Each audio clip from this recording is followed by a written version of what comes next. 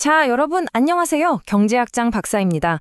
불평등이라는 말 우리 뉴스에서 정말 자주 듣잖아요. 그런데 이 불평등이 얼마나 심한지 이걸 숫자로 딱 표현할 수 있을까? 이런 생각 해보신 적 없으세요?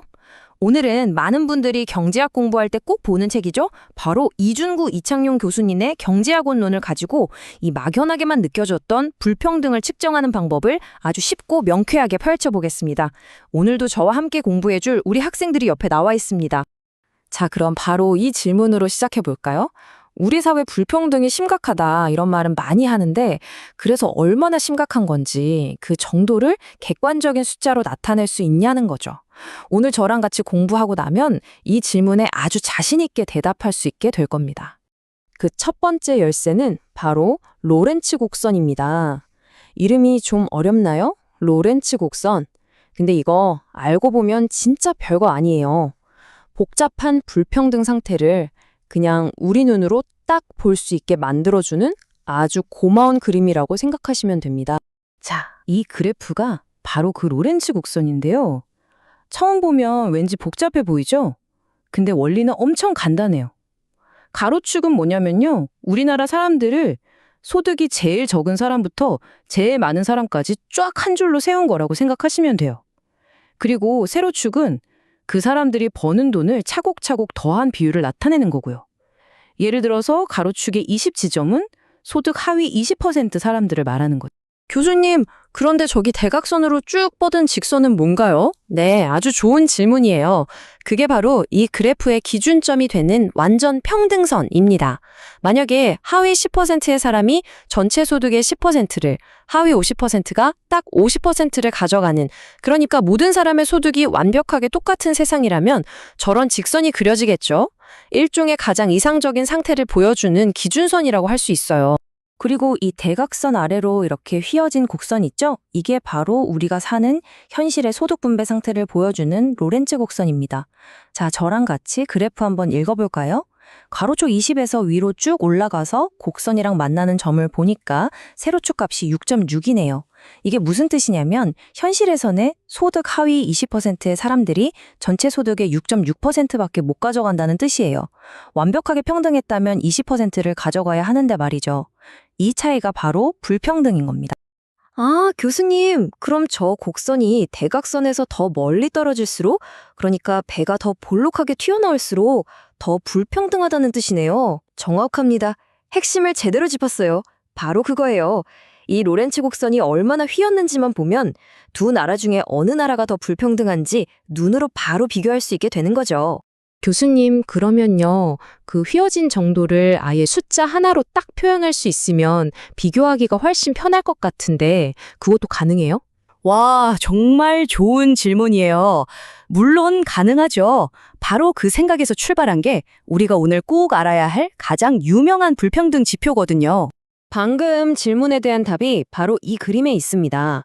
저기 완전 평등선하고 로렌츠 곡선 사이에 있는 초승달 모양의 면적 보이죠? 우리 교재에서는 이 부분을 알파 영역이라고 부르는데요. 이 면적이 넓으면 넓을수록 불평등이 심하다는 신호인데 바로 이 면적을 이용해서 불평등의 정도를 아주 깔끔하게 숫자 하나로 나타낼 수 있습니다. 그 숫자가 바로 지니 계수입니다. 뉴스에서 한 번쯤은 들어보셨을 거예요. 이탈리아 통계학자 지니의 이름을 딴 건데요. 0부터 1까지의 값을 가져요. 지니 계수가 0이면 완전 평등. 그러니까 모든 사람의 소득이 완벽하게 똑같은 상태고요. 1이면 상상하기도 싫지만 한 사람이 모든 소득을 다 가져가는 극단적인 완전 불평등 상태를 말하는 겁니다. 계산하는 원리도 정말 직관적이에요. 아까 봤던 그 불평등을 나타내는 초승달 면적, 즉 알파를요, 완전 평등선 아래에 있는 전체 삼각형 면적, 그러니까 알파 더하기 베타, 알파 플러스 베타로 나눠주면 끝입니다. 다시 말해서 이 전체에서 불평등을 나타내는 저 면적이 얼마나 큰 비중을 차지하냐, 이게 바로 지니 계수인 거죠. 정말 간단하면서도 강력한 아이디어 아닌가요? 자, 이게 통계청이 발표한 2022년 우리나라의 지니 계수입니다. 0.324. 이 숫자를 딱 보면 어떤 생각이 드세요? 불평등이 심한 편인 것 같아요? 아닌 것 같아요? 0과 1 사이의 숫자라고 하셨으니까 0.5보다는 낮은데 근데 이게 다른 나라랑 비교했을 때 높은 건지 낮은 건지는 잘 감이 안 와요. 네, 맞아요. 사실 이 숫자 하나만 보고 좋다, 나쁘다 이렇게 바로 판단하기는 좀 일러요. 왜냐하면 어떤 소득을 기준으로 쟀느냐에 따라서 값이 확 달라지거든요. 쉽게 말해서 정부가 세금을 걷거나 보조금을 주기 전의 소득, 이걸 시장소득이라고 하고요. 세금 낼 거 내고 지원금 받을 거 받은 다음에 우리가 진짜로 쓸 수 있는 돈, 이걸 처분 가능 소득이라고 하는데 이 둘은 당연히 다르겠죠? 아, 그럼 정부가 세금이나 복지 정책 같은 걸로 소득을 다시 나눠주면 진위기수가 낮아질 수 있다는 말씀이시네요? 실제로 그 효과가 얼마나 커요? 바로 그겁니다. 정부의 이런 재분배 정책이 불평등을 줄이는 데 얼마나 큰 역할을 하는지 백문이 불여일견이죠. 다음 데이터로 직접 한번 보자고요. 자, 이 표를 좀 보세요. 정부가 개입하기 전에 시장소득 진위 개수랑 개입한 후에 처분 가능 소득 진위 개수를 비교한 거예요. 특히 우리나라를 한번 볼까요? 개입 전에 0.40이었던 게 개입 후에는 0.32로 뚝 떨어졌죠? 프랑스나 영국 같은 다른 나라들도 마찬가지고요. 바로 이 차이가 정부의 소득 재분배 정책이 불평등을 완화시켜준 효과를 명확하게 보여주는 증거라고 할 수 있습니다. 자, 그럼 오늘 배운 거 딱 3가지만 정리하고 마칠게요. 첫째, 로렌츠 곡선은 소득 불평등을 우리 눈으로 바로 볼 수 있게 해주는 아주 유용한 그림이다.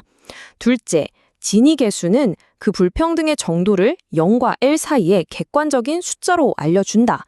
그리고 마지막으로 가장 중요한 것, 정부의 세금이나 복지 정책은 시장에서 생긴 불평등을 줄여주는데 아주 중요한 역할을 한다는 거, 이 3가지는 꼭 기억해 주세요. 오늘 우리는 불평등을 측정하는 아주 강력한 도구를 배웠습니다. 하지만 마지막으로 이 질문을 한번 던져보고 싶어요. 지니계수라는 이 숫자 하나가 과연 우리 사회가 얼마나 공정한지 그 모든 걸 말해줄 수 있을까요? 예를 들어서 각자 열심히 노력해서 생긴 소득 차이랑 애초에 출발선이 달라서 생긴 소득 차이를 이 숫자는 구분하지 못하거든요. 이 숫자를 넘어서서 우리 사회가 추구해야 할 진짜 공정함이란 과연 무엇일지 다 함께 고민해보는 계기가 되었으면 좋겠습니다.